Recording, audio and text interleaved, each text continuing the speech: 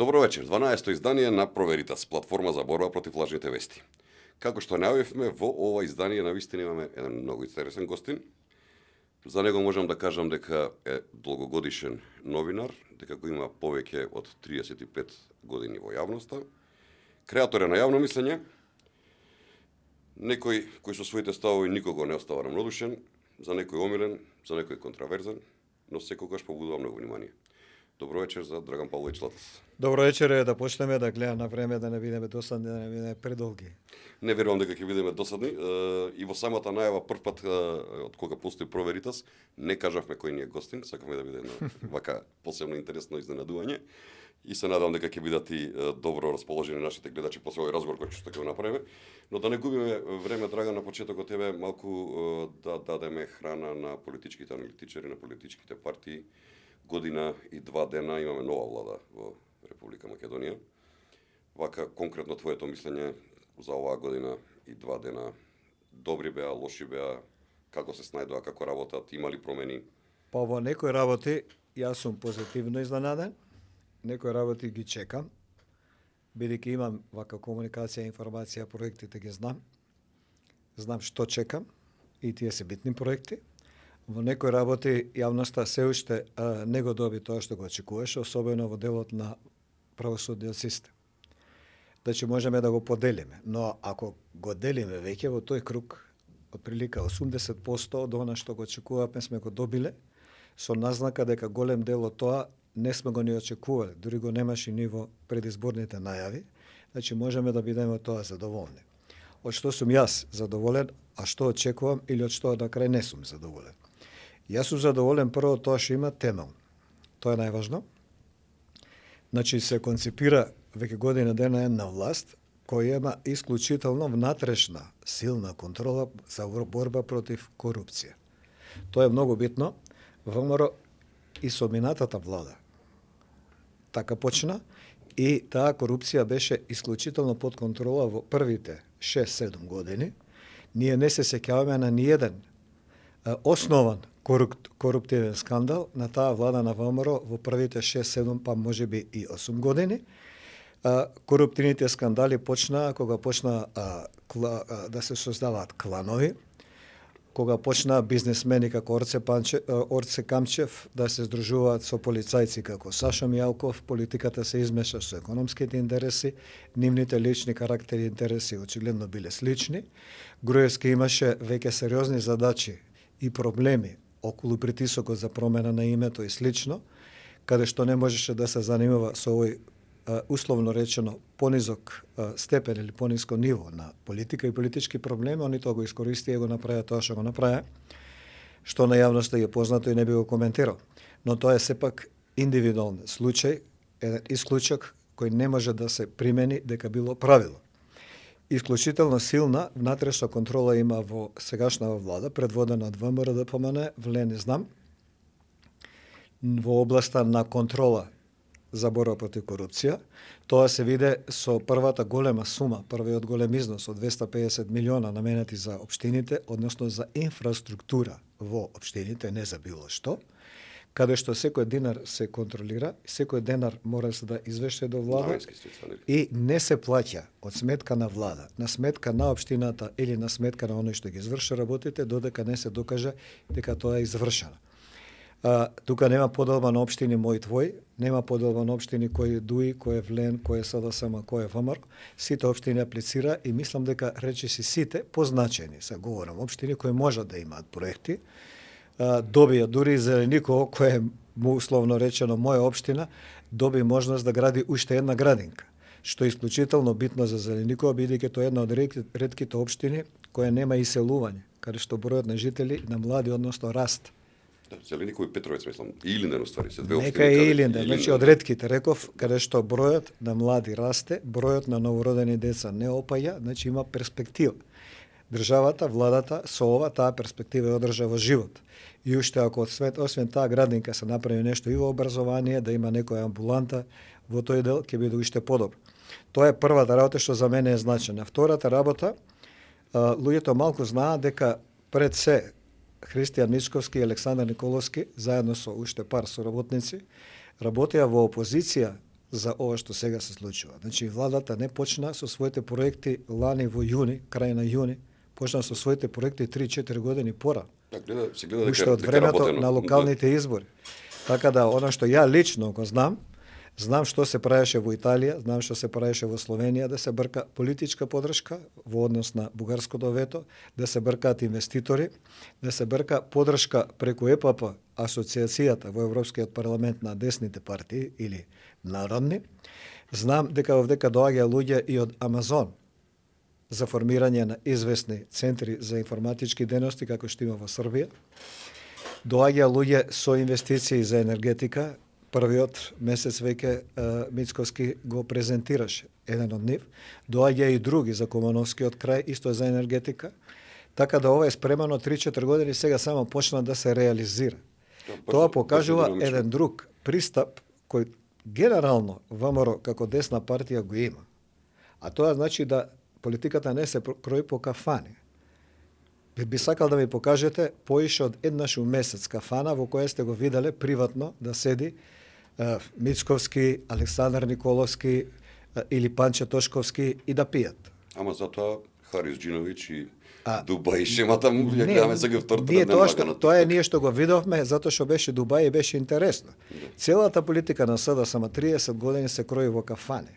Полупијани, полутрезни, со овакво друштво, со онакво друштво. И тоа е кафанска политика која дава кафански резултати. Поло од тоа што го збориле, договориле са бајле, не се сеќаваат што збореле. А ова е нешто сосема поинакво. Ајде да збориме малку и за надворешната политика на Република Македонија. Ова почна да го кажуваш, значи многу интересни работи се случија. Договор со Велика Британија направивме. Никогаш подобри односите со Соединетите Американски држави во овој период, нели? Во последниот помошта од Унгарија, средбите кои што ги правиме како држава и најинтересната работа она што се случи вчера завчера, она можеби една од најголемите дипломатски победи кои што сме ги издвоиле до сега. Да. Види, таа надворешна политика не можеш да ја гледаш кој е ВМРО во прашање изолирано. Значи, СДС имаше надворешна политика која нема врска со економија, со социјален живот, нема никаков бенефит за Македонија, нема ништо. Ке се врати Шекеринска од некое патување и ке да извештај, нужни се поголеми залагања, водата е мокра, горе е високо, доле е ниско и така фрази некои што ништо не значат, а резултатот го гледаме на крај, изгубивме во спорот со Грција, губевме во спорот со Бугарија, станавме изолирана земја во околината. Ова е нешто друго. Александар Николовски е во Франција. Значи, битно е да се подобрат односите со Франција во однос на надворешната политика. Но шта с тим? Што имаме ние ја ти као граѓани од тоа? Ништо. Не. Он ќе се врати со инвестиции. Он ќе се врати со експерти кои ќе соработуваат со нас на изградба на железницата. Он ќе се врати со инвеститори во инфраструктура на железницата кои ќе се вградат. Тој беше во Велика Британија. Да, он го потпиша договор за стратешко партнерство кој за Македонија вака е вау, како да ти кажам. Чудно за луѓето што ја пратат политиката, векаат, значи, сме можеле да бидеме пријатели. Да, ама се врати се врати со 6 милиарди кредит. Да.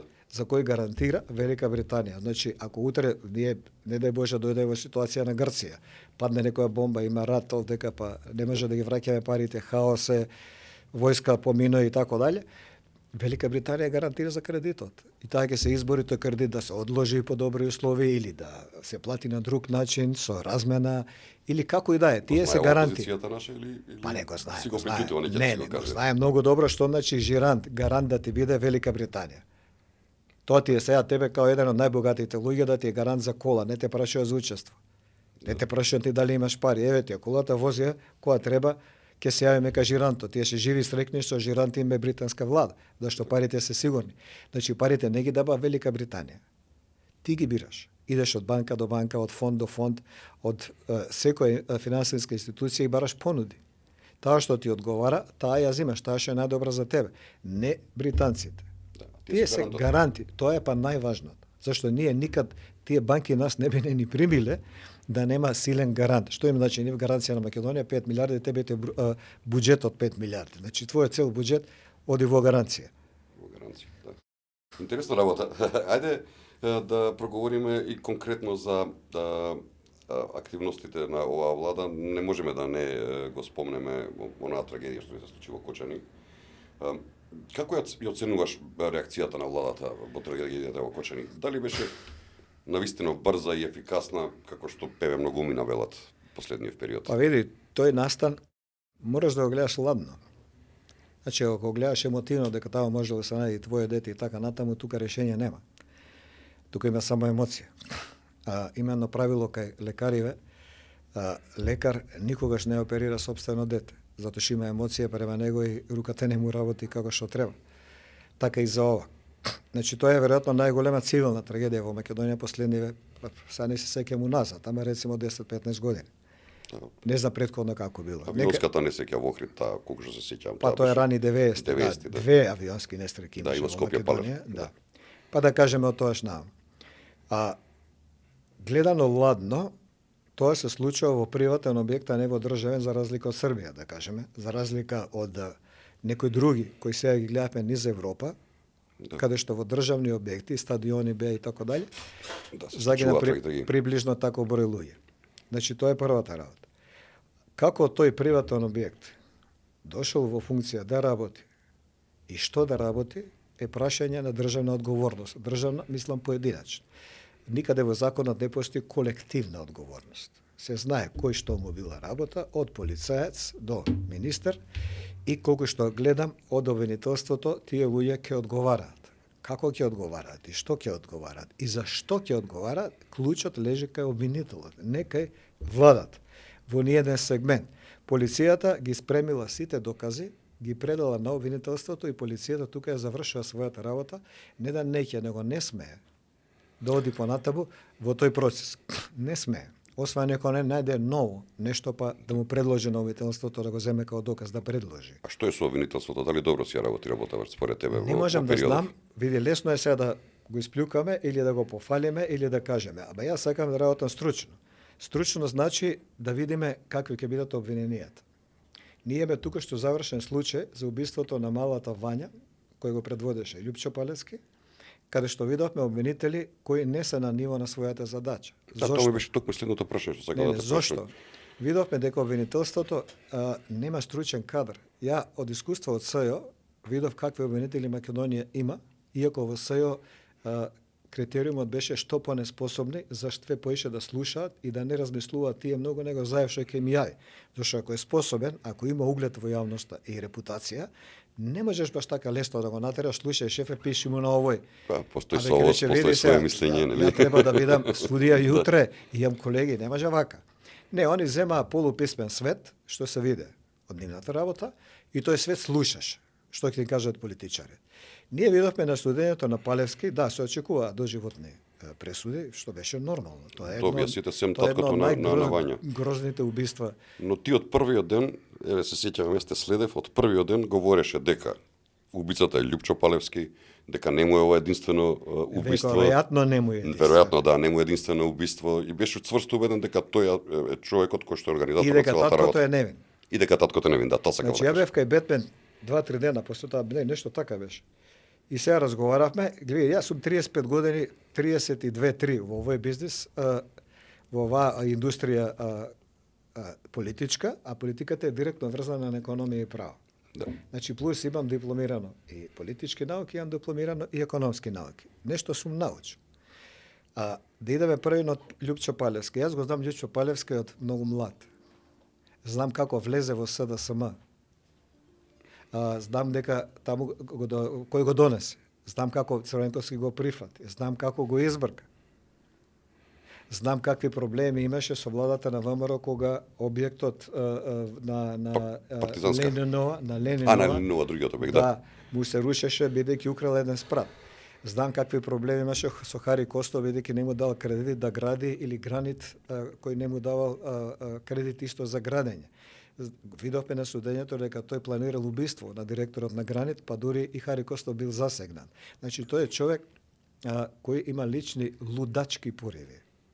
Технологијата како е убиена малата Вања не е резултат на лудело. Ова е резултат на систем, на план. Тоа трае со недели, А плановите за убиства траеле кога што гледаме судењето со месеци. Тоа не го прави човек кој е само луд.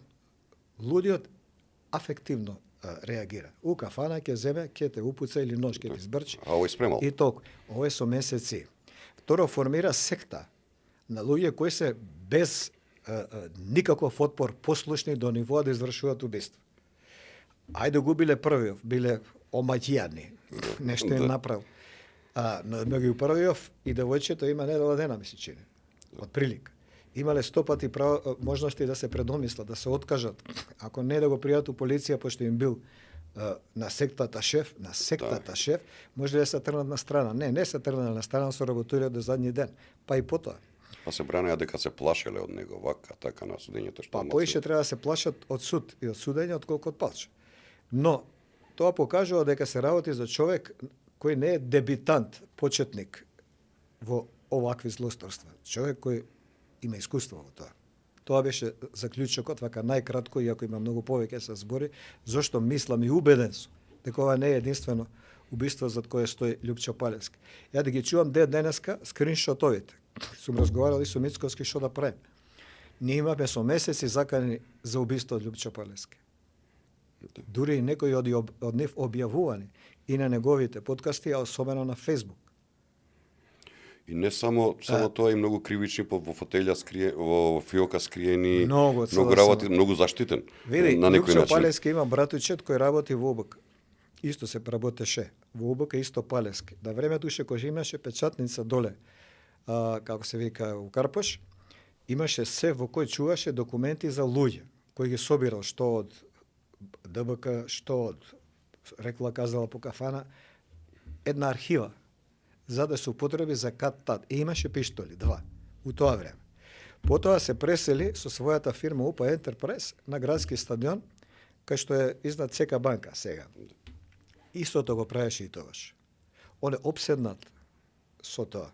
Добро, како стигнаве прислушкуваните разговори кај него и кај Верушевски само? За трговија, па и Шилегов ги имаше. И Шилегов, така? Да. Да, не знае по овој момент. И Шилегов и Радмила Шегеринска ги има. Ама еве во таа комбинација да речеме Шилегов, Радмила Шекеринска и Љупчо меѓу нив. Ама од каде? Види, име на ум дека и он има нешто за нив. Да. За Заев и компанија. Јако претходно ти реков дека човекот со децении се занимава со собирање податоци, телефонски разговори, за да еден момент покаже моќ која ќе затреба, за да не му може никој ништо, затоа они не беше уапсен кога го фатија со нелегално оружје на нелегално копање кај Гевгелија на артефакти.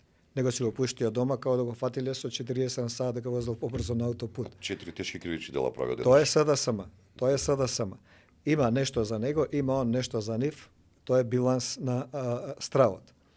И јас и кога бев во СЈО дав кривична пријава за прислушкуваните разговори Никола Тесла. Не направија ништо. Ме известија дека биле, разговарале со него, немале доказ дека ги има. На Фейсбук он се фали дека ги има и ги пушта. И на митинзи ги пуштаа, не на протести. Не, он, лично, неговите зборам, Заев плюс.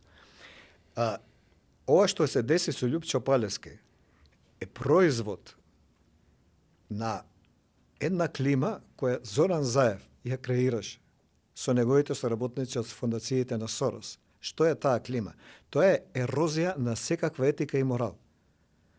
Ако дојдеме во ситуација да ја можам твоите телефонски да ги прислушкувам, разговори, ние имаме судски факт кој ќе остане во читанки истории кој прислушкувал. Зоран Верушевски нарачувал, кажува судот, кажуваат судските изјави и вештаците и сведоците дека 20 луѓе од управата за ДБК прислушкувале по нарачка на Зоран Верушевски.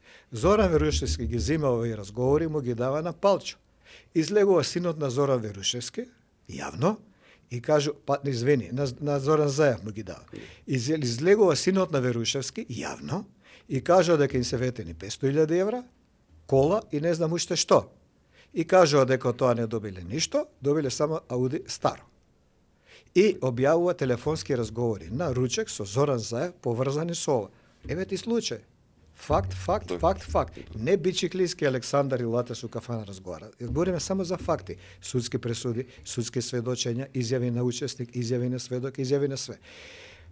Самото објавување на туѓи телефонски разговори, кои според Верушевски во најголем дел се монтирани и креирани. Според Верушевски, според оној кој ги предал на СДСМ, се креирани. Јавно, не казнето. Ја убива секоја приватност, ја убива секој морал и секој етика во општеството.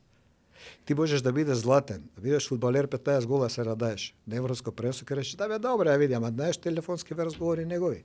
Ние викаме у реду, а кај се телефонските разговори на СДСМ? Никогаш не ги чувме. Кај се нивните? Чувме еден додуше на првата заев кога кажа со керка му со него го правиме. Значи, да ги видиме пред и другите за да можеме политички да судиме. Кога ќе воведеш ти во општеството, река се е дозволено. Само ако си на страна на владата или во врвот на власта, тогаш општеството добива карт бланш, отворена врата, се да биде дозволено. И доаѓаме до Палча. Се е дозволено. Он има нивни телефонски разговори и за нив, он има за него билансот на страф едни од други остварен, он прави што сака, они го покриваат. Он измишля дека опозиција, па нешто као ќе ги плюка, као се Инфомакс нешто ќе ги плюка. Да, му дадо платформа, он беше цело време на Инфомакс, тераше емисии таму човеков. Он е прв соработник на Инфомакс. Така. Да. Палевски и Инфомакс се соработници, како да ти кажам. Као што се Сашо Родановски и како се вика Борен Јовановски. Порјан, да, политиканти. Да, ама не е битно, они се пар. Да. Ти треба да имаш некаква морална етичка одговорност. Дека се убица си водел политика на собствен, како се вика, YouTube канал. Кога све ќе отвориш, кога сите етички, кога сите морални ќе паднат, се е дозволено. Секој може да прави што сака и народот више нема ориентир што е исправно, што не е. Што е за почитување, што не е. И доаѓаме до Љупчо Палевски. Да немал таква полициска подршка, да немал такво замижување од СДСМ, да не одработил за нив, плюкајки по ВМРО ДПМН, не би бил заштитен. Да не би бил заштитен, ќе беше у затвор кога го фатија во Гевгелија да копа артефакти со пиштол кој нема право да го носи и со сите други работи. Од Охрид, како се викаше, овој лежеше за артефакти човекот. Да, научник. Да. Научник. Да, за артефакти беше, да. Тој што 2 сата што носи, сега не ми текне у моментот. Ја во моментов. Значи, човек заслужен во општеството, со наука се бави. Наводно. Да. Со артефакти се бавил, беше осуден. Да. Љупчо Палевски, Паско Кузман, да. Љупчо Палевски не. Не. Тоа е кога едно општество ќе се руинира, ќе се растури. Тоа е полош од колку држава да се растури. Во Србија имаше војна. Во Босна имаше југословенска војна. Ние не слушавме ничии телефонски разговори. Зар мислиш дека ги немаат? Зар мислиш дека не се снимале едни со други? Знаат дека тоа е нешто што немаш да го запреш после тоа. Тоа е руина. Тоа е бакцил или вирус кој влегува во општеството, немаш да со 100 лекови треба го лечиш со децении. За да се заборави. Да, денеска извадени телефонски разговори од СДСМ ги употребуваат против секој од нас.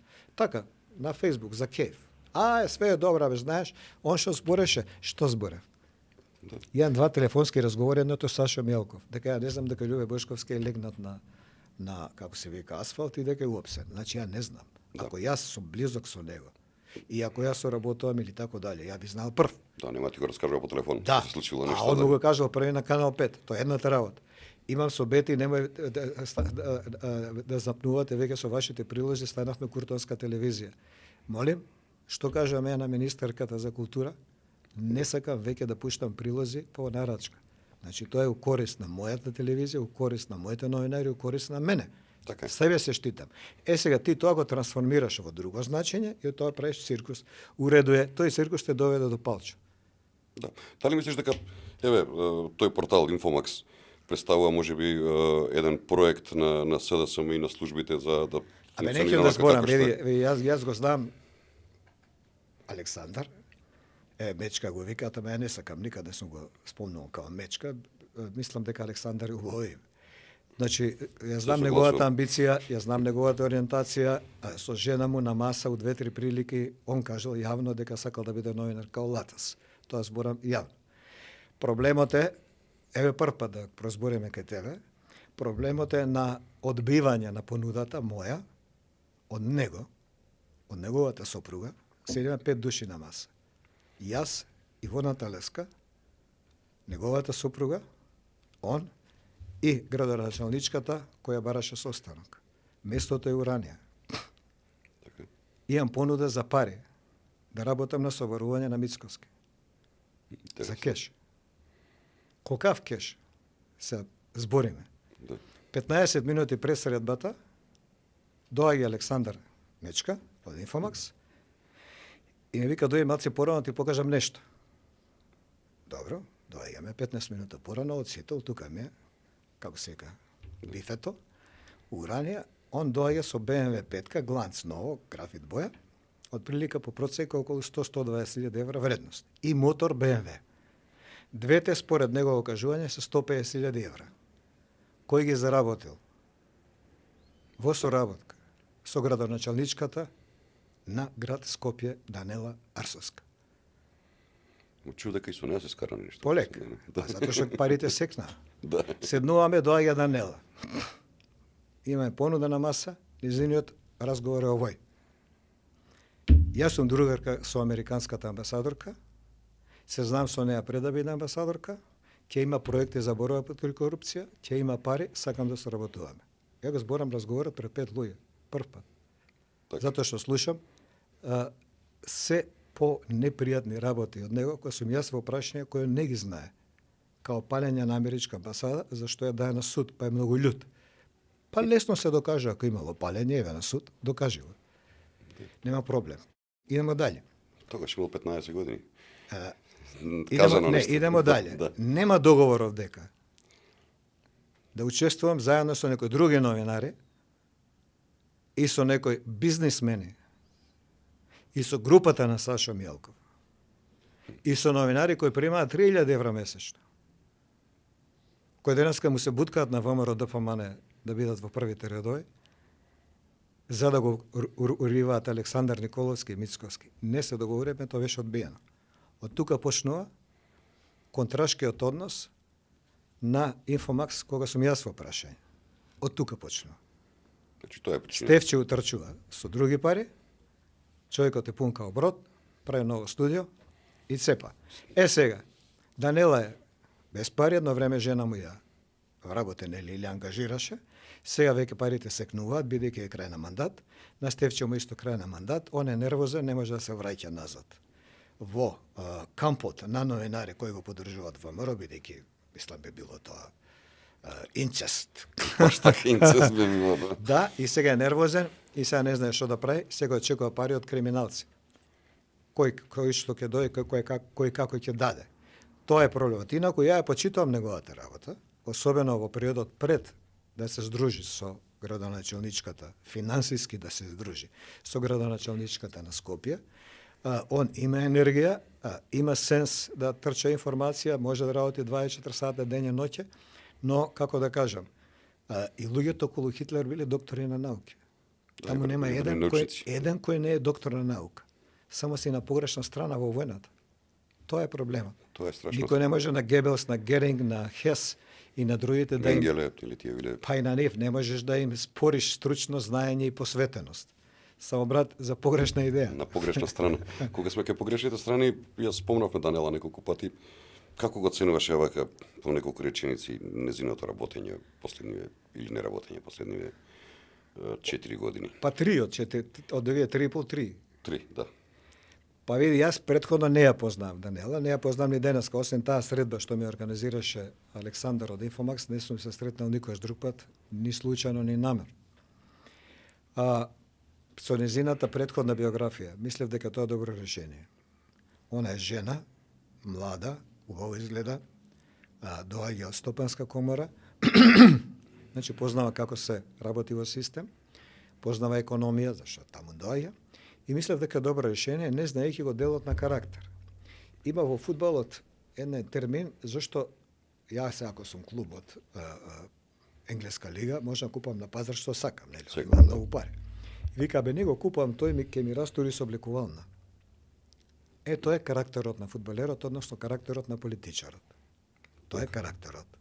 Проблем е во незиниот карактер, не во незиното знаење, не во незините намери, почетни.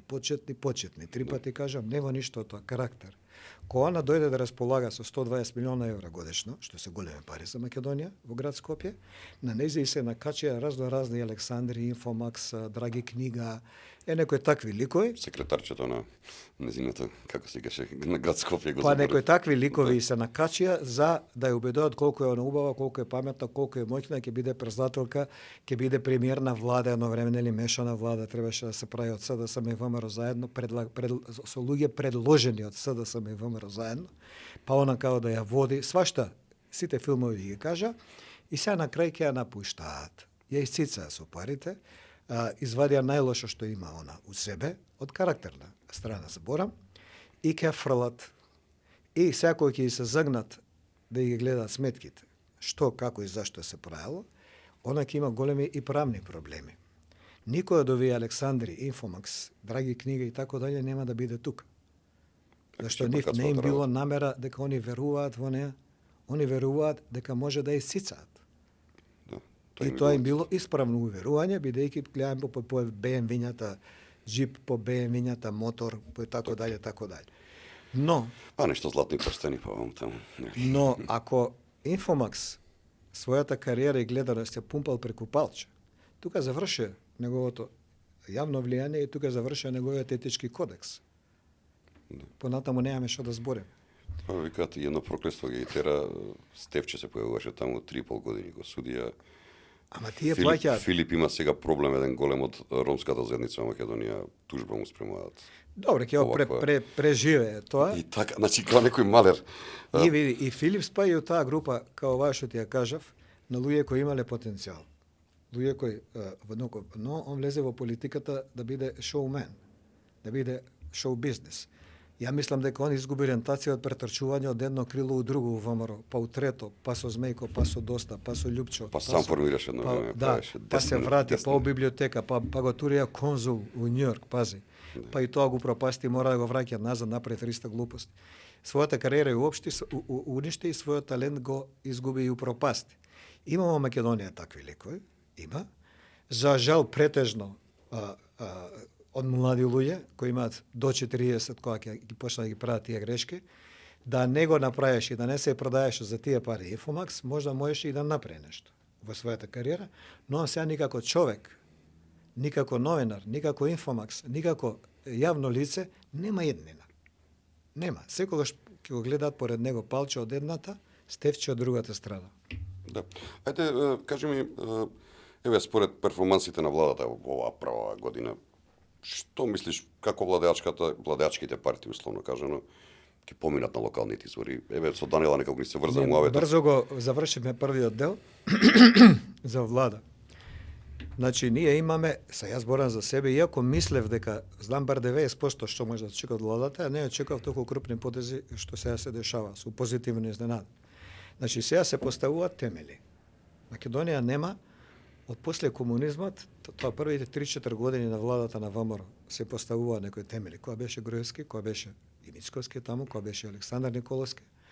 Се поставуваат тие темели, после тоа ние видовме градби, видовме инфраструктура, видовме работи кои до тогаш не сме ги виделе, како на пример поддршка за најдобрите ученици во Македонија да студираат во странство, да им се плати школарин. Тоа е држава која мисли на својата иднина. Ама некои се вратиле, некои не. Ама некои се вратиле. Успех еден да се врати кај мес. Некои се вратиле. Некои се вратиле. Второ, тоа дете ако успее да го примаат у некои швајцарски, германски фирми, понатаму е твој амбасадор. Да, те Па имаш на кого да се јавиш, он има некој долг кон државата, ќе му рече државата, бе ни требаат лекари, ти си се успешен лекар во XY, Англија, те молам помогни што да направиме. Ни треба некоја донација, ни треба не знам, ја бев во Германија за своји здравствени причини, во моментот се даваше опрема која германците расходувале, опрема злато, што да ти кажам. Па дојде на Косово, бидејќи некои косовари, двајца имаше лекари, усмерија, убедија директорите да иде таму, не у Македонија. Значи твојот кадар што ти ќе го школуваш, што ќе го задолжиш со твојата стипендија, секогаш ќе остане на некој начин твој. Такви ствари. Сега во Македонија се прават темели, се прават нови ствари. Видовте вчера 200 милиона евра во здравство. Тоа се огромни пари. 200 милиона во здравство се огромни пари. Тоа е вака претумбација на здравство. Да се задржат лекарите покачување плати, медицински сестри покачување плати. Образование. Ние почнавме да учиме од книги. Ние бевме спремани за роботи. Да не Ако се роботизираат баш така. сеќавате, ние бевме спремани да бидеме зомби. Ако се сеќавате, министерката од Метар и Жилет ги укина книгите. Тоа е фашизам. Ке учите каде од интернет. Па интернет има 600 решенија за една иста работа. Дека аспирин помага на здравието и дека аспирин убива. Чисто некој отворат. Парацетамол е најопасен според едните, лек условно, а според другите најкорисен. Од тоа ли ќе учиме? Каде е тука наука, каде е тука дефиниција, каде е тука проверена вистина? Или нема тато и мама, има родител Кец 2. Тоа Како посебно како беше посебно погаѓа, особено ние кои сме родители и млади кои сака да бидат родители, да ти не бидеш татко и мајка. Тоа беше системот на СДСМ. Ти да бидеш родител 1 и 2. А кој му се татко и мајка, невладините на Сорос. Они ќе го учат што е секс, што е држава, што е нација, што е култура, што е така дали. Они ќе го учат. И добро, детево ќе се разболи, нема да му тргне школо, ќе фати некој крив пут. Кој ќе се грижи за тоа дете? На чиев грб ќе падне теретот? На мене, на родител. На родител, да. Па што не те лечи Google? Да. Што не те рани оваја од Метар и Жилет? Министерка во СДСМ. Да. Зошто кај мене се обраќаш? Ама утре ми требаат пари за школа, па зошто кај мене? Да. Обрати се кај тој што го направил тоа. Не, обрати се кај тој што ти е родител. Јас сум ти татко, јас сум ти не, јас сум ти родител број 1. Број 1, да. А тој ти е татко таму, у СДСМ. Тоа е фашизација.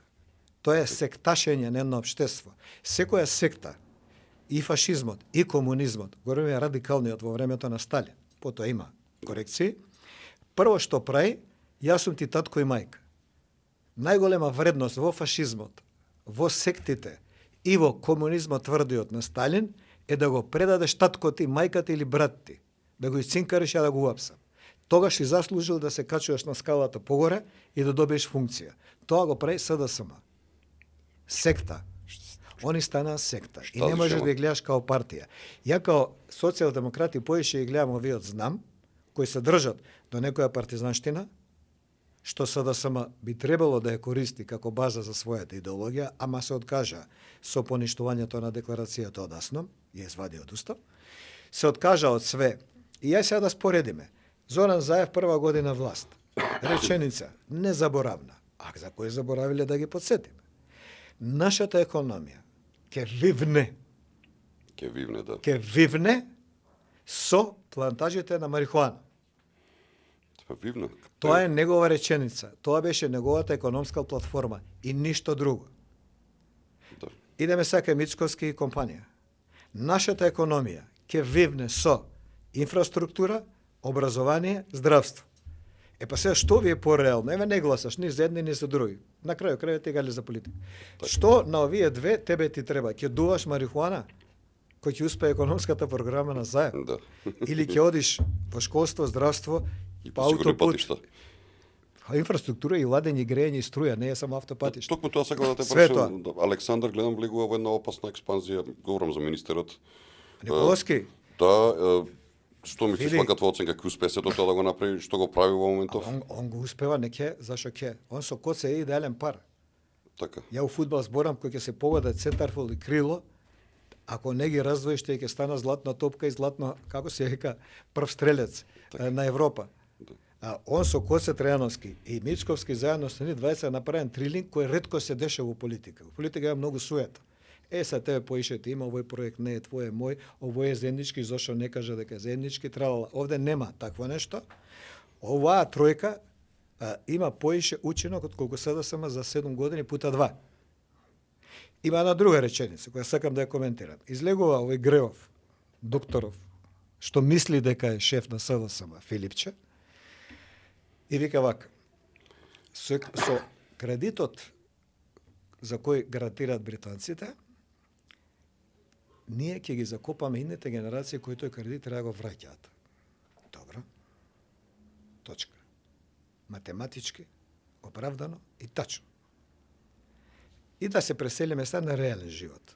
Од овие Сорос имагинације на реален живот. Татко ти зима, купува стан. Татко ти. Ти живееш у станот. Се уселуете у станот. Купувате фрижидер, намештајте телевизор, седнуете. И почнете да живеете. Така. И ти му се вртиш на татко, ти ми викаш, ти сега мене ме закопа, Ти кога ќе умреш, ја ова треба да го плаќам. И се ти го гледаш, прво жив сум уште. Да.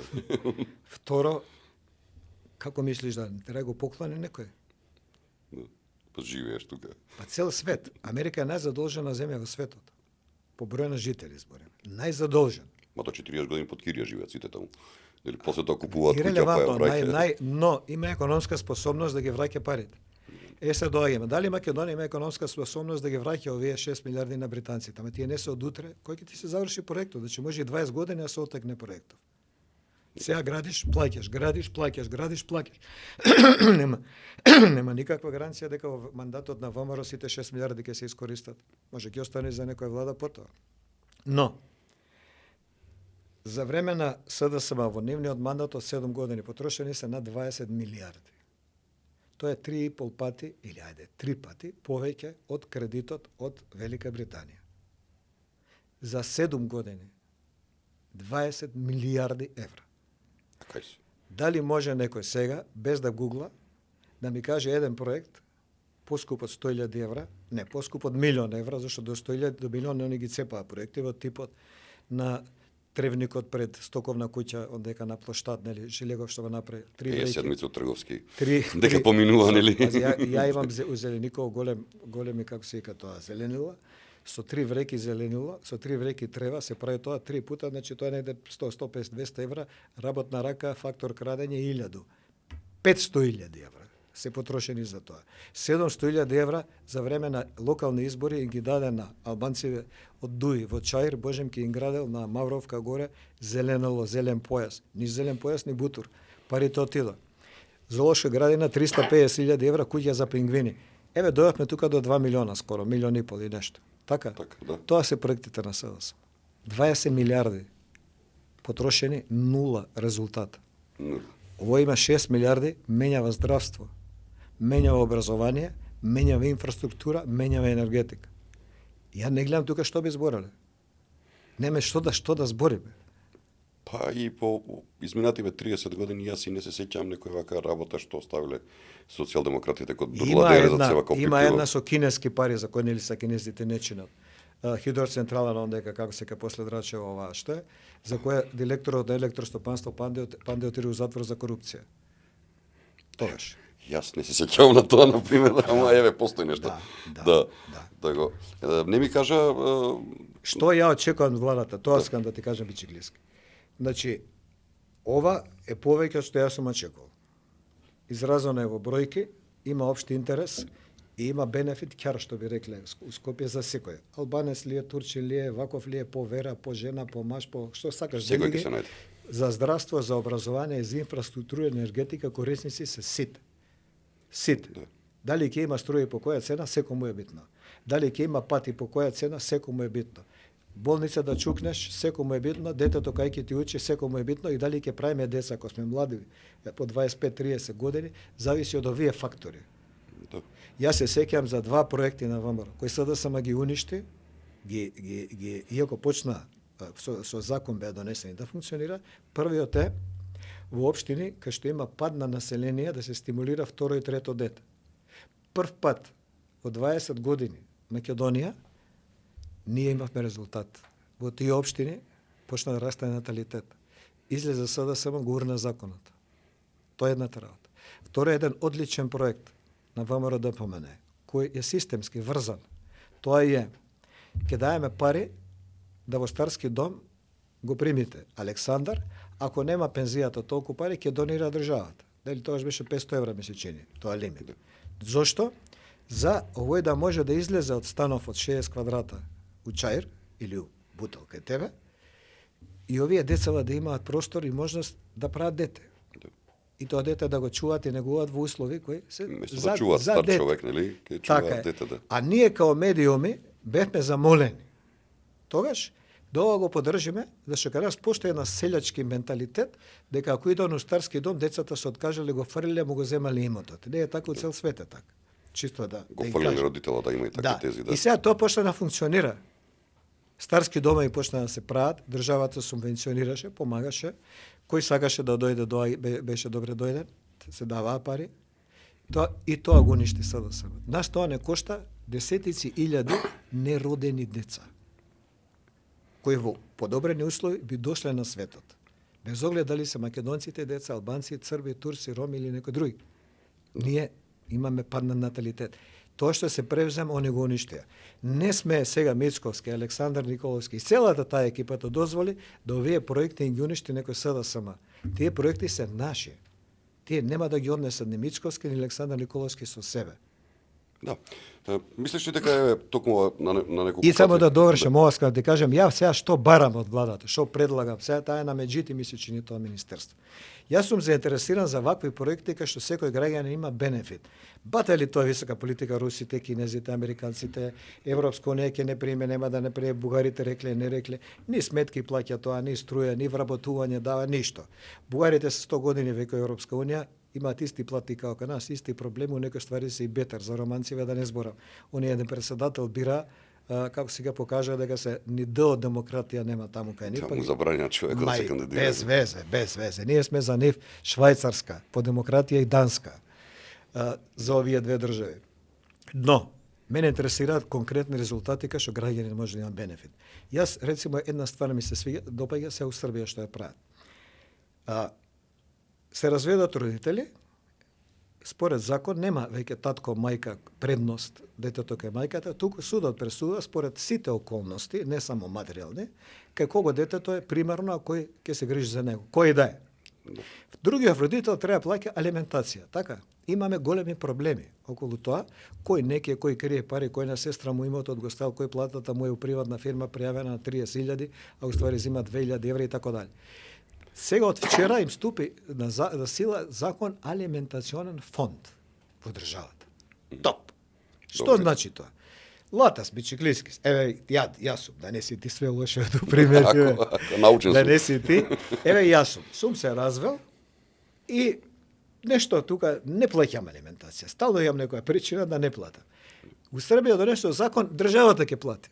На први кај мајката стига стигнат пари, алиментација. да. А државата тебе ќе те гони по судови, ќе те блокира, камати ќе те наплаќа све. Тоа многу ми се допадна, зашто го штити и детето, го штити и системот. Ако системот рекол следи алиментација, мора да има алиментација. Да. Така, нема бегање лево или бегање десно. Тоа ми се допаѓа, такви ствари очекувам да и нашата влада реализира. Тоа се ствари, како што рековме за детето и за пензионеров, кој ги врзуваш у пакет, стариот да иде у дом, државата да му доплати, ние медиуми да го спремеме, дека не е утепан и отфрлен, за овој, у фамилијата да направи дете, тоа е држава. Да, и тоа се Тоа е мерки. држава. Инаку декларациите сега ќе дое, рецимо, па еве и нашиот сегашен министерот на надворешни ќе дое, ќе кажеш кај бил Њујорк, кај било. Тоа нема врска со нашиот живот. Да, ма ова имаат Ние нема буквално ништо со тоа што мисли Бугарија. Па не блокирала. Види, ако сака Европа, тоа ќе го деблокира за 4 сата. ако сака. Као што Маđарска ја иземаат од гласање кој им треба нешто за Украина, така може Бугарија да иземаат од гласање кој треба за Македонија. Ако сака. Ама не им треба држава на Балкан со 2 милиона луѓе, која нема ни море, која дури сега прави железница, значи ние колку сме назад, дури сега прави автопати резервни вакви такви, кој ќе го направите, ќе разговараме. Значи, овакви ствари сакам да знам и сакам да видам од државата, за кој секој граѓанин има бенефит. Мислиш дека има потенцијал оваа влада сега за сега барем како се Ова е движи? креација, ова не е трошак, ова не е голем проблем, ова е креација. Можеш креативно решение да донесеш и да направиш. Како што се плашам со законов за сообраќај да не отидеме у бестрага, па да се земаат коли, брат ти ја возел, ти си ја возел, со кој не е направено злосторство, убиство и така дали. Баш чита сега за Хрватска, кај нив се одзима возило кое е употребено за убиство.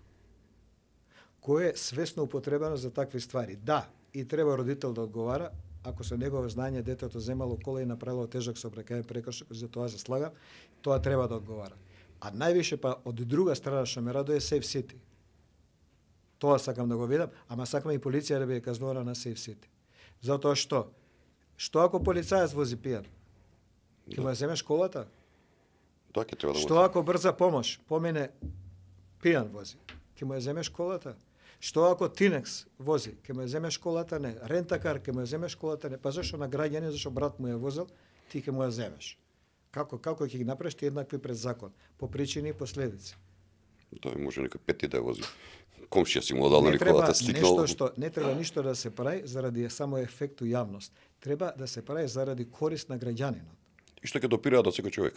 И второ, Што во Македонија има 150 сообраќајни несреќи годишно. Мора да постои длабинска анализа.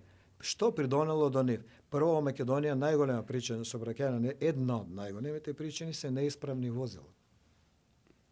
Што ќе превземе државата? Таа причина, што е една од посериозните, да ја отклони. Дали ќе забрани превише стари коли, дали ќе поостри систем на регистрација, дали нешто во тој смисол ќе направи. Втората работа е алкохол. Нека алкохолот биде некакво мерило. Значи, каква причина, таква последица. Каква причина, таква последица. Има во правото таа реченица да не биде лекот поопасен од болест. Од болеста, да. Кажи ми, очекувањето твои во неколку реченици вака на брзина, што доаѓаат со локалните избори, како ќе поминат политичките партии, како ќе помине ВМРО, како ќе помине СДСМ, како ќе помине Таравари, Левица? Ама види, ништо посебно и политичка анализа се темели као медицинска анализа. Треба да земеш крвна слика, ако треба рентген, правиш разговор со пациентот и до нешто е заклучок. Значи, ништо посебно не сме ние во анализата од нешто што е веќе видено. Апсолутно е јасно дека ВМРО ќе победи. По мене, СДСМ има само еден кандидат и за тоа и го истакна овојот центар. Прв. Значи, они кога ВМРО представи 25 кандидата, СДСМ представи еден. Да. Горан од општина Центар, Герасимовски. Герасимовски, сегашниот градоначелник. И толку се нивните кандидати. Не гледам они кај на друго место би имале шанса. Еве, ај поправиме, може да ја греши. Јас ќе бидам многу субјективен. Зборам за побитни општини. Ја не ги знам приликите у Старавина, добро не е веќе општина Старавина. Не ги знам помалите општини, ама ги знам Битола, Прилепо, Охрид, Скопје, Штип, Куманово знам. Јас мислам дека во центар нема да победи СДСМ на локалните. Не викам ја ќе победи. Мислам дека нема да победи Герасимовски. Единствен кандидат на кого они играат и кој на терен се појавува. Реално сам си се бори нешто прави. Да си тера кампањата. Е Горан Герасимовски од општина Центар, сегашниот градоначелник на СДСМ. Друг ни на терен нема. Друг ни со име не ги знаеме. Појма немаме. Они немаат кандидати. Што мислиш со Струмица, што се случува? Еве, таму уште нема кандидат за градоначелник, вела дека постои раскол помеѓу актуелниот Костадин како се викаше, и председавачот на Советот, дека тука се вмешани браќата Заеви, така. Малиот Костадинов прво е човек на Зоран Заев, он не е човек на СДСМ. Да ги разликуваме тие две ствари. И во СДСМ има луѓе на Заев и луѓе на партија, и во парламентот има претеници на Заев и претеници на партија. Види, сега ти кажем на работа, рецимо, што малци луѓе знаат, зашо ете така не ги интересирал. Дали знаеш дека Струмица до 45-та не е град од Македонија? Не, појма нема. Па види да видиш. Чив град е?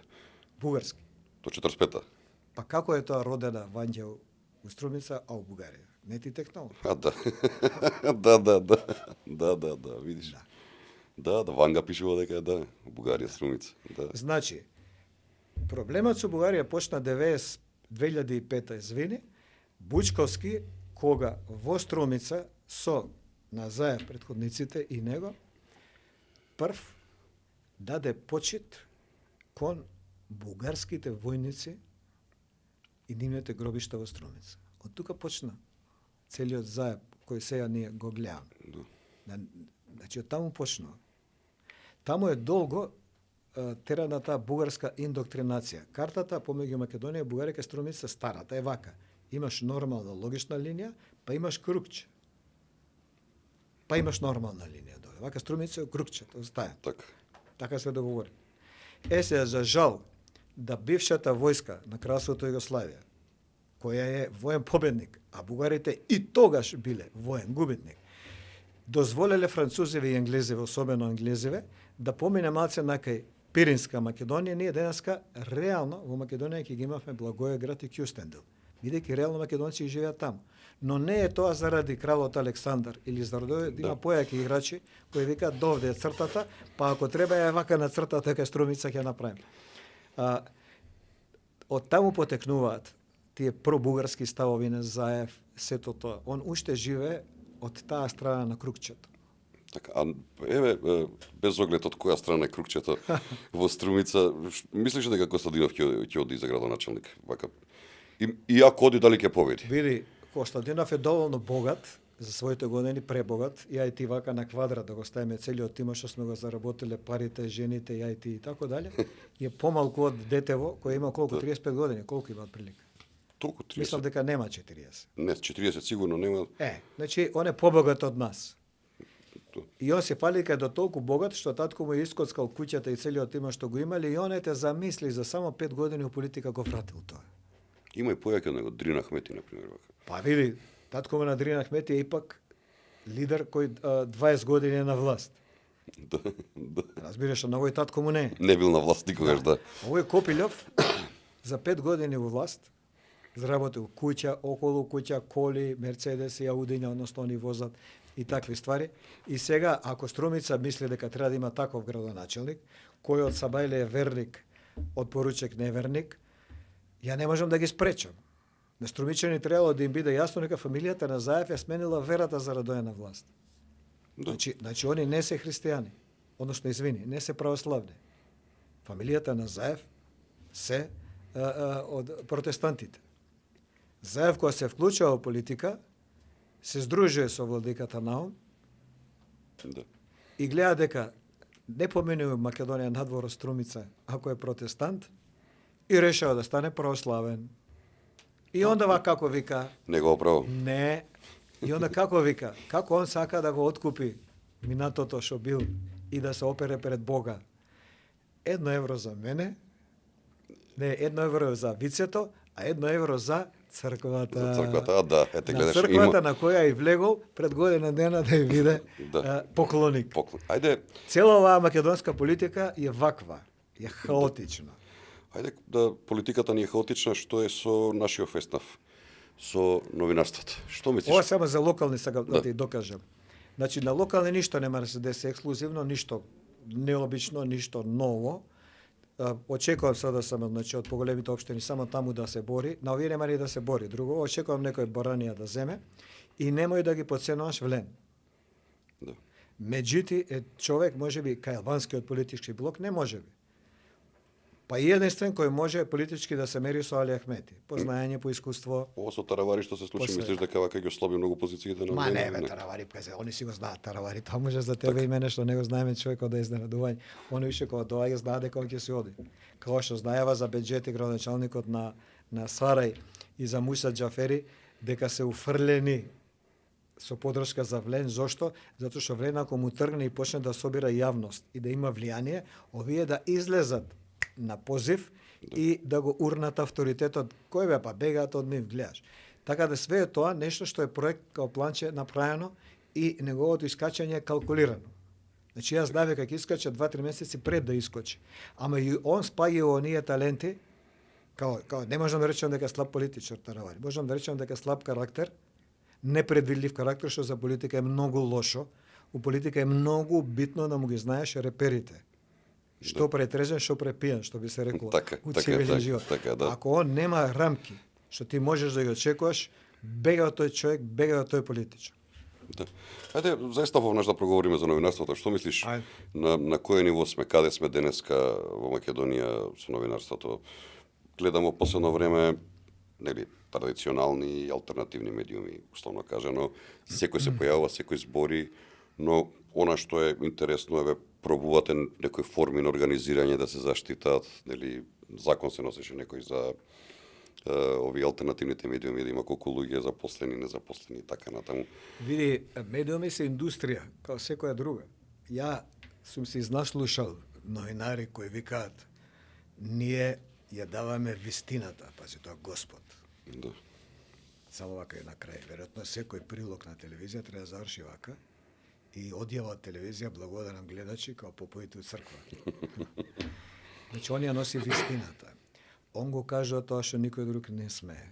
Он тралала. Све е тоа, има еден израз со Скопје кој не е за телевизија, ма завршува со дим. Да. Со чат. Чат. Тоа е глупост. Новинар е работник во одредена индустрија, која треба да произведува, да го наплати својот труд, за да може да произведува утре пак и да може да обновува генерации и да може да ги следи технологиите. Точка. Јас никога себе не сум доживувал како месија, како човек што ја знае вистината, ја брани. Сум се доживувал како човек кој влегол во една индустрија, мора да ги плати сметките дома, а сметките растат како имаат деца нови и како растат децата и ти само поише плаќаш и гледаш го мора да работиш поише. Инаку така радо би се откажал од ова пред 10 години уште, да сум имал татко некој побогат или нешто, ама око не би ми требнало ни за новинарство. Но си влегол, направил успех, си покажал дека можеш, ти влегло у крв и тешко, веќе можеш да го напуштиш. За жал, она што ние го знаеме као новинарство, професија во оваа индустрија, полека изумира зашто технологиите тоа го налагаат, не само кај нас. Тоа е воопшто. За новинарство мораш многу да знаеш. Второ, мораш многу да учиш, мораш многу тековно да читаш, не е тоа Шнајдер. Маказата сечела и пред 200 години вака и сега сече исто вака. Не, ова се учи. Јас завчера и прекчера ја го работам порталот Вечер МК и некои други портали и агрегатори и имам двајца информатичари кои се колку сини, 26-28 години отприлика. Значи ние со денови покушаваме да најдеме некои технологии кои ги има во Америка, како да ги премениме за Вечер МК, ама за пари што може ние да ги платиме. Тие се многу скупи. Значи јас учам од нив, па ги прашувам, па интернет вечер. Вчера сме легнал во 1:30, дури да разберам како работи вештачка интелигенција на македонски јазик. Тоа е многу различно од на англиски јазик, зашто она е кроена за англиски и другите големи светски јазици. Значи мора да учи. Апсолутно. Мора да учи. Како модора сме застанати генерацијски вака. Како секоја индустрија. Сега, се појавуваат портали. Порталите се како медиуми појаки од телевизиите. Нивната моќ е поголема, затоа што делуваат брзо, у момент. И затоа што порталот му е новинар секој граѓанин, што ќе слика и ќе биде писмен доволно да го објасни настанот или човекот што го слика. Проверуваш, правиш вест. Телевизија мора да чека до вечер, до утре. Дали се кредибилни, бе? Кој? Алтернативните медиуми ја објавува веста. Не е тоа алтернативни медиуми, тоа се медиуми. Така ги викаат сега. Така ги делат традиционални и алтернативни. Јас се согласувам со тебе дека е медиум. Не, нема традиционално алтернативно, он е медиум. Еве говориме за интернет порталите. Види, зборот медиум е посредник. Да. Он е посредник помеѓу публика и настан, помеѓу публика и вест, помеѓу публика и сознание, помеѓу публика и интервју. Што сакаш? Не зашто те прашувам за нивниот кредибилитет, за говориме за социјални мрежи. Постојат портали. Многу лесно поминуваат некако лажните вести и се шират. Нека сите. Да. Еве јас како откриваш лажна вести конкретно? Види, тука треба и искуство, и телефон, и човек преку кој можеш да откриеш, и извор кој е алтернативен, паралелен на него и така дале, но и знаење. Некои ствари ги гледаш, некои не. Некои ствари ги знаеш, некои не. Ние имавме Александар, едно дете од Кичево, кој пред 5 години почнал да работи во вечер, не знаеше ништо. 5 години потоа ти не можеш да му увалиш лажна вест. Него му треба детаљ и од слика може да ти фати дали веста е лажна. Од друго е. Ама учи 5 години. Знам товар детска да ми текна. 5 години учи. Ти е неверојатно колку учи. И он е се врв. Не, ја ќе наредам вака по мој критериум 6-7 информативни портали за кои тврдам дека имаат поголем рейтинг, поголема доверба и поголема стручност од било која телевизија. Еве Вечер МК, Курир и Република, ја зборам по рейтинзи на Similar Web, така ќе ги редам. Така. Similar Web е организација, сега за жал единствена, порано беше и Алекса преку Амазон, која ги мери сите сајтови во светот. Во секој момент, колку имаат читатели и така дали, работи со Google, израелска и америчка, и работи со сите кои имаат, со сите фирми кои имаат браузер. Значи, она у секој момент знае кој колку е читан и што е читано. И колку време ти останал на страници, дали се вратил или ти е нов читател. Така? Така. Па еве ги ретензиите што беа за ланската година и до март ги знам, нааму не сум ги гледал. Прв беше Вечер МК. Втор Република и Курир, тие се менјаат, овие три се менјаат цело време. Плюс Инфо, Слободен печат, тука ти се 5, тие се носечки информативни портали во Македонија. Па има метро разлика, па има други, но метро разлика. Овие 5, не сакам да кажам кој е прв, Вечер бил прв последните години, но може за 6 месеца да смени па да биде втори. Ама мали се разликите. Тука Али играш у премиер лига, како викаат спортски, што ви рекол ти. па овие се големата петорка од Петорка, премиер лига. така. Да, некоја година Кјулета, некој Вестхем, а Тотенхем ќе падне, ама до година па Тотенхем се вратил. Така е добра е споредбата. Овие 5 ги создаваат вестите у Македонија. Така. Креатори. Телевизиите ги прекопираат. Пуштаат камерман после саат време што ќе прочита на некој од агрегаториве Time лие, Вести, МК лие, други и Грид, тие три се, ќе прочитаат на еден од овие три нешто, трчи камерманот, направи вест, земи изјава од тој, или сликај го, пресликај го, или измишљај нешто. Вестите ги создаваат порталите, претежно овие 5. Било кој од овие 5, да одберете од лева или од десна страна сте, нели? Нема да сгрешите. Нема да сгрешите. И имаме агрегатори на вести. Кај нас агрегаторите на вести, прво треба знаат луѓето дека во Европа, според Статиста, тоа е најголемата организација за мерење статистика во Европа, тоа сме го објавувале во вечер, затоа го зборам, 23 до 25% информациите од порталите ги стекнуваат преку агрегатори. Тоа е Статиста. Тој е податок за Европа. Кај нас нешто поголем. Во Србија нешто помал. Сакам да споредам Македонија и Србија, зашто ние најчесто освен македонски читаме српски и хрватски портали, бидејќи го разбираме јазикот, културата, сме имале заедничка историја. Во Србија сите нивни портали, сите, збориме големата петорка, или кај нив има маце поише, петорка, е произлезена од некој друг медиум. Пинк од Пинк телевизија. Така, политика од политика. Политика од вестникот Политика. Курир од вестникот Курир. Блиц од вестникот Блиц. И тие се, сега искочи 1-2 портала кои сега направиат телевизија. Информер, рецимо, они па сега прават телевизија. Што значи дека ти се, новости исто, за вечерња новости, ти си се врзал за некој бренд кој некојаш бил бренд од комунизам уште, 30-50 години. Во Македонија више таков нема. Весниците не постојат во Македонија. Излегуваат затоа што државата им даа пари за хартија и заради тоа што да имаш колку така, од културолошки причини. Но никој не ги чита. Нема тираж поише од 1000. Па 1000 ти сега да искочиш флаери да делиш по бутел по згради, поголема читаност имаш од Нова Македонија или од Вече. И сега тие стануваат битни. Тие формираат јавно мислење. Видовме по Романија и по Америка дека тие може да одлучат и избори, не телевизиите, не вестниците па ич. Да радијата одамна се само музика, тоа е music box. Да. Стануваат битни. И сега се донесува закон кој мене не ми се допаѓа. Зборам од лично име. Јас сум генерален секретар на Македонска асоциација на новинари и зборам овој пат од лично име. Зошто? Јас преку МАН, на кој сум еден од основачите, со Никола Младенов, со Мирка, таква некоја група луѓе, од првиот ден, тоа е 2000 и негде 6-7, тоа е 20 години се бориме за регистрација на портали во Агенција на медиуми сега, тогаш Агенција за аудиовизуелни, како се вика и така дај. 20 години се бориме. Но за регистрација и ништо повеќе од тоа. Само да бидеш регистриран, зошто? За да имаш легитимитет во професионалниот свет во индустријата, за да имаш легитимитет на суд, тужиш или те тужат као новинар, за да имаш заштита на јавно лице, односно вршење на јавна професија, како што има лекар, како што има полицаец и други. Значи, од врло практични причини. Сега некоја група луѓе се договорила, во која ја не сум, јас зборам лично име, повторувам, дека треба да се направат две работи. Да ги регистрираме портали, ме прашува некој од тие групи луѓе, викам да, како не, 25 години, 22 години ние се бориме за тоа. И подржуваме како МАН. Но почнуваат да контактираат со некои луѓе од влада и да кажуваат причи и да ги прошируваат барањава. И на крај ја гледам закон за кој 4 дена допред да се гласа не знаев што има во него. Ја не ја знаев содржината. Само знам дека ќе се регистрира. Во тој закон вика вака: за да те регистрирам као портал, прво те делам на мали и големи. Тоа е нонсенс, тоа нема нигде у свет. Тоа нема нигде у свет. На мали и големи. Што е голем, ако објаваш вести од сите области, што е мал, ако објаваш само спорт, или само здравство, или само забава. Така, а забава е широк појам. Ако е политичаров вест од забавата, ама ако е политичаров на таа журка, што е, политичка вест или не? Не е битно. Прво тоа.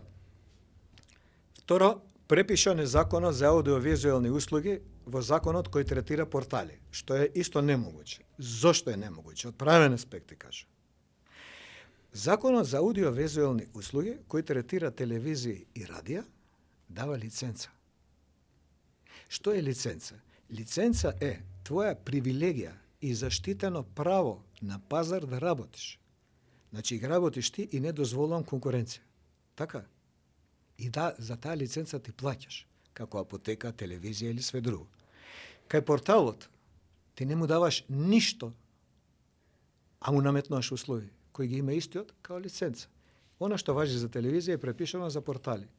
Број на вработени, услови, технички и така дали.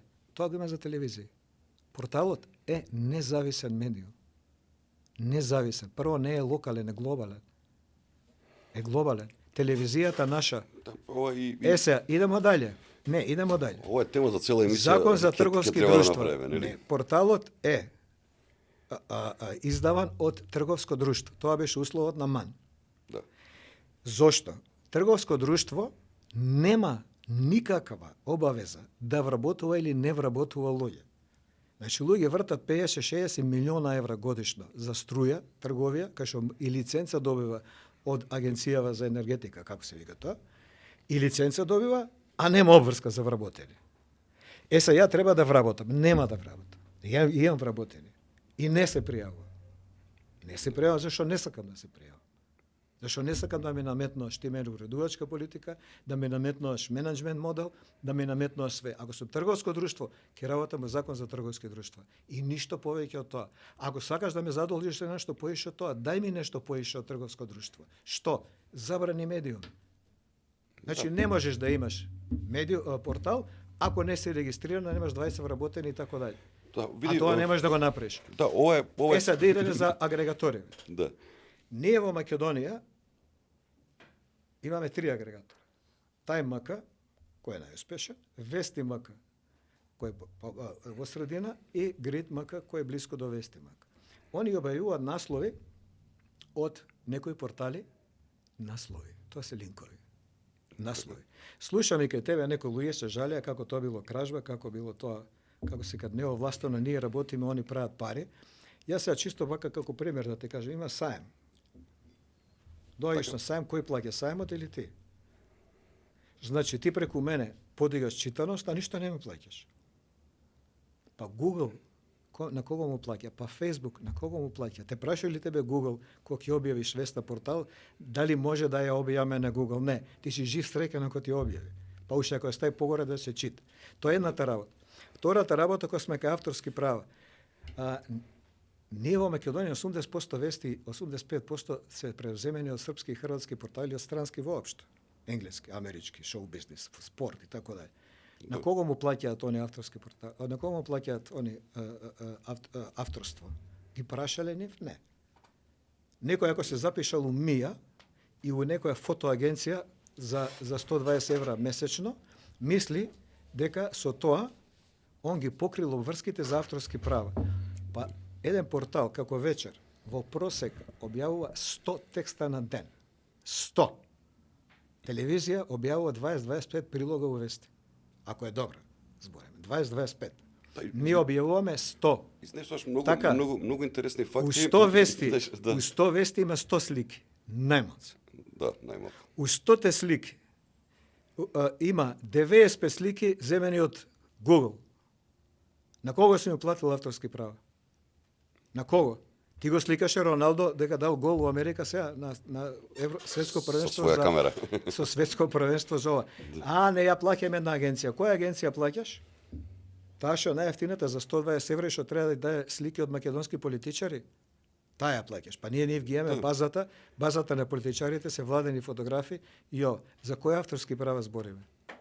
Да, ова е, види, Драган, ова е една голема дилема која што треба да бе собере на куп и да сега направи на крај што правиш ти со тоа? На крај што правиш ти со тоа? И Time, и Вестник МК, и Grid, гледам. Терати дали се најчитани. Се најчитани. Што ќе направам ја? Бичикле, ти се викаш, не е битно. Република се на памет зборам, да не биде слободен печат или некој од тие петте, еден од тие петте. Така. И се решил да не идеш на агрегатори, така? Добро, бе, дечко, ќе дојде друг. Тој другиот ги копирал текстовите од тебе. После 5 минути ги објавува. Ја ги превзимам. Агрегаторот ги има сите вести у Македонија. Работове се дали од Бичиклиски или од Мите Андревски се. објавени. Но еве, ајде кажи ми како би се заштитил конкретно од лажна вест. Ти лично си бил Нема заштита. Не, еве 100 пати си бил жртва на лажни вести. Види, Имам тоа гледано нема следено. заштита, немаш Како? дури ни суд. Немаш дури Мислиш ни ли закон си дека може да се регулира тоа? Ако тужиш, Само така? немаш другачие. Не може да има, не да биде цензура, туку дали може Не системски можеш, да се... не можеш. Еве, отвори денеска во Америка, од Сабајле се смеа. Како соросоидеве се обидуваат да се наметнат на јавност, Така? дека политиката на другата страна не чини, а они немаат своја политика како алтернатива. Со исмевање и со рушење на што е битно, што е небитно. Кај нас го имаме случајот со каменот од Битола, која Битола правеле стаза за точаци, 50.000 евра и едно камен, ова е, не помале. Помало од ова каменот, останал на ќошот, по машинчево го пребоило и него и се доаѓа таа многу паметна соросоидката и вака, ова е власта, ова е јавашлук, ова е ова. И ја гледам и викам, види госпоđо, Каменов некако ќе офрлиме у Бавчана, ќе дојде тој со четкичето, за минута ќе направи твоеве, што направи у Битола. Што направи у Македонија, 20 милиарди потрошивте. Сабајле имаш нов. Отишол Трамп сега на самитот на НАТО и холандскиот крал им прави ручек или вечер, ирелевантно, вечер. Така. И се види, соросоидеве Каменов како изгледа кај соросоидев у Америка. Имаш фотографија. Холандскиот крал и Трамп. И ја викат монтажа. Не се сретнале они. Пази, таму имаш негде 40-50 председатели и премиери. Не се сретнале, ова не е точно, ова е лажна вест и лажна слика. Зашто е лажна слика? Зашто на сликата Трамп бил понизок од холандскиот крал. Холандскиот крал они измериле, нашле, е 183, а Трамп рекол дека е 190. Значи, он би требало на таа слика да биде 7 сантима повисок, кога се бајле на Твитер е главно, кај амерички твитерџи и кај соросиди. 7 сантима повисок од овој, а кога се сретнал со Ердоган, кој бил 182-185, биле исти. И сега, ако он лаже со својата висина, он лаже све у политика, треба да го смениме, импичмент треба да го направиме, да го смениме. Тоа ти е соросоидна политика. Браво. Тоа ти е соросоидна политика. Дали тебе машната ти е борда или црвена, ако не ти е исправно врзана, значи ти не знаеш, не си за господин, не си за висока политика. Не си сакаш државата, не те бива замиштена. Нема за лажни вести решение. Зашто поште вештачка интелигенција. Позади Хрватите сега носат еден закон за казневи дела произведени или при употреба на вештачка интелигенција. Законов е се у припрема. Има јавна расправа баш вчера завчера и на вечер мака ние го објавивме као задолжение за нашиот министр за правда. Значи, човек гине од возило кое само се вози на Тесла, нема кој да одговара. Да, така. Не одговара никој. Сега земал еден портал, потпишува доле, оваа слика е создадена од вештачка интелигенција. И он не одговара на никој. Пази која глупост. Сликава што се состои? Школа, табла, наставник и дете. Тоа е оригиналот. Ги менја сега главиве. Детево го ставаш Филипче, главата е Заев и доле пишува: ова слика е создадена со вештачка интелигенција, демек ние не одговараме. Ма немој. Ма немој. Така. Нас не тужи, бидејќи има битка 10-15 години, Сашка Цветковска од ИРЛ, вечер го тужи, кривично. Така. Дека употребил некоја негова слика за бившиот јавен обвинител, некоја нивни колаж, извини. Колаж, така? Да. И они го стајле бившиот јавен обвинител, главата е негова, телото е од него друг, на некоја фотелја нешто лета и го удари горе свој печат дека тоа од ИРЛ создадено. Добро. И ние сме објавиле сликата, сосемат 6 текст за човеков.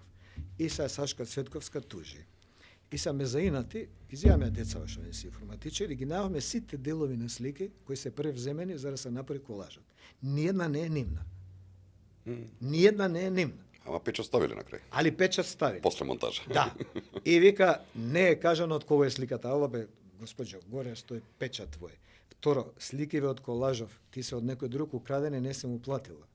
By the way. Тоа се лажни вести, тоа се трикчења што кај нас се прават и тоа се сега обид во новата власт да се создаде авторитет кој контролира ситуација, а не знае што има во ситуацијата. Сега да ме стават мене директор на клиника, у реду, ја може како економски ќе ги решавам работите. И ја гледам, па можам и ја да оперирам, шо? И ќе седам и ќе оперирам. Не можеш, дечко. Портал е глобален медиум, не е локален. Да. Второ, не можеш да регистрираш портал кој има само domain.mk. Не можеш, бидејќи интернет и домени се решени на меѓународно ниво. ICANN се вика агенцијата. Сите се равноправни. У Америка и у Велика Британија можеш да бидеш портал и со .com, и со .net, и со COUK, британското, и било што. Како ти ќе ме ограничиш мене, јас со .com, да не сам бидам портал у Македонија? Како? Како? Како си направил еве од агенција за медиуми образец? На крај само да ти кажам колку е тоа неписмено и колку е тоа нестручно, бидејќи го правеле луѓе за да наметнат своја суета и колку се они важни.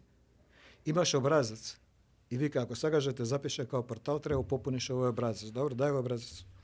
Так. 20 вработени ако сакаш да пуно работно време. Мене ми е криво што Соросито типот на Васко Попетерски од 360 на емисија кај што ги покана директорот на АВМО Зоран Трајчевски и министеров за информатичко општество Стефан, на лице место им го смени законот. На лице место, значи од очите и од нивниот говор гледам дека они воопшто не размислале за број или дали цело работно време или не. Па ти денес кога архитектура проекти од 15 милиона евра може подпишеш со 2 сата работно време ако имаш лиценца. Али не е тоа битно. Еве ти го образецот. Вика вака, ќе те запишеме како портал, можеш да бидеш ако си трговско друштво, ако си невладен и ако си трговец поединец. Добро, кои документи мораш да ги донесеш? Еве и кој. Завршна сметка, билансна состојба, приходи, расходи, тралала. Еве јас сум сега Стеван Митровски. Портал регистриран, бидејќи ти по закон си ми дозволил као граѓанин, така? Немам завршна сметка. Не можам да запослам 20 луѓе. И како тоа си ми го дал правото, а си ми го забранил во процедура да го спроведам. Така? Какво право си ми дал, кој не постои во пракса? Тој закон е непостоечки, нефункционален и неприменлив. Да, види, Двата закона, со сите овие дилеми што ги кажа во емисијава. Јас сум спремен да седнеме со тие што се креатори. Сакам да купи уште 2 микрофона. Да добијам од тебе две јавни ветувања. Првото ветување дека ќе направиме таква дебатна емисија каде што за доброто на сите говорам, нели? Тоа е многу битно. Види, јас не мислам дека таа дебата некому може да нанесе штета или зло. Ни на мене, ни на тие што мислат поинаку. Значи, да, јас својот занат и својата работа гледам као индустрија, они ја гледаат као мисионерство. Тоа е разликата. Они мислат дека општеството зависи од нив, дека они вистината е заправила.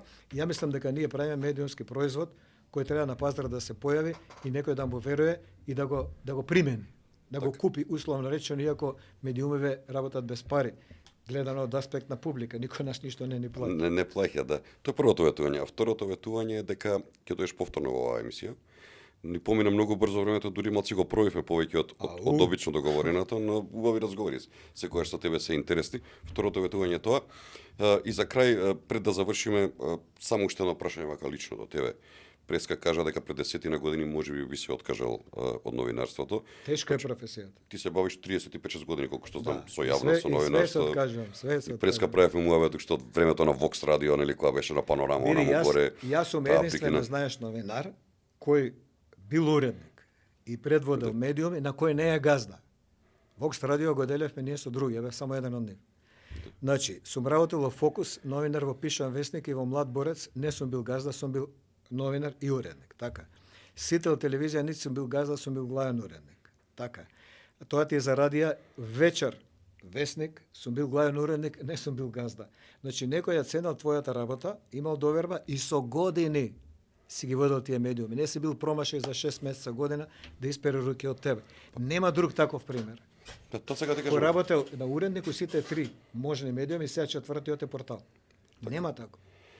Значи сакаш да кажеш, хипотетички го замислуваме Драган Павлович Латас на 25-6 години после факултет, застанат, дали би продолжил пак во новинарство или што друго би направил? Не, ова би го правил, мислам. Да не се лажеме. Види, кога ќе ти влезе, како ти кажам, под кожа, тоа е како е стануваш. Ја не сум заспал, мислејќи на нешто друго, заспивам со телефонот и задните 3 вести ги анализирам тоа све, па сабајле кога ќе станам да нешто да не се десило ноќаска. За среќа не станувам рано, станувам 8-9 и ништо не се десило. Ова е тешка работа, мачна работа, стресна работа. Никој не е задоволен од тебе. Само е прашање на која страна е. Да. Значи, јас сум политички новинар. Ако нешто кажам добро за СДСМ, ќе ме обожава. Ако нешто кажам за ВМРО, добро, овие ќе ме поништа со нула. Никогаш не можеш да бидеш задоволен од сите. Треба да се посветиш само на себе и на својот критериум. И да, оваа работа е тешка, ја и здравствено знам колку е тешка. Сум бил со такви проблеми. Финансиски е тешка, не е платена за тоа што го работи и каква моќ во себе содржи. Као струка, као занает и колку влијае во јаноста. Работи со луѓе. Јас се немам издрано, викнато, дигнат глас на ниеден новинар. Во своите 35 години се ради за 300 новинара. Немам во Сител за едниот 2. Имам предлог и Горан за отпуштање. 2 од 200 поминати кои циркулирале, 150 додуш, кои циркулирале во вечер 9 години. Само кога дојдовме со Ивона, рековме овие не можеме, веќе беше во стечај, со овие да работиме. Немаше пари за повеќе од тоа. Никад не сум пременил лична сила, лична моќ или нешто друго на тој начин да водам. Сум водел за мном, а не напред. Не пред мене, да. Да. Одлично, ти благодарам, Драган, уште еднаш. Се гледаме повторно во некое издание на Проверитас. Навистина беше задоволство вечерва да бидеш наш Благодарам и гостин. тебе, ова стварно било многу време, саат и пол и кусур, гледам на саатов. Но беше интересно и динамично. Ти благодарам уште Не еднаш. сум приметил, да, ти благодарам и на тебе и на твојата публика. А почитувани гледачи, тоа беше 12-то издание на емисијата Проверитав. Се надевам дека уживавте. Останете поврзани со нас на Facebook, Instagram, YouTube и на нашата веб страница proVeritas.mk.